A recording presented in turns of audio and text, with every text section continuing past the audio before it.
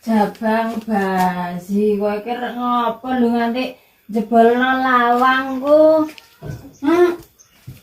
Ana bocah ra gelem nganggur.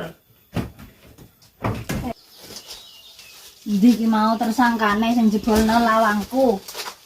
Oh, ora gelem joto doa.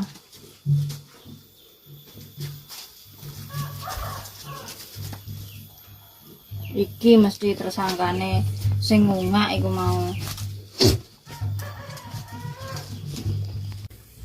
Iki bola area tepus sing rek golek wedhus gawe korban. Iki rada dol karo iki loro iki. Loro ki 5 juta wae.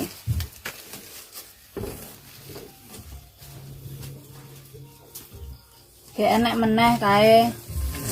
Iki loro iki. Iki karo iki ya rada dol. Monggo sing minat. Lokasine Sureng Purwodadi.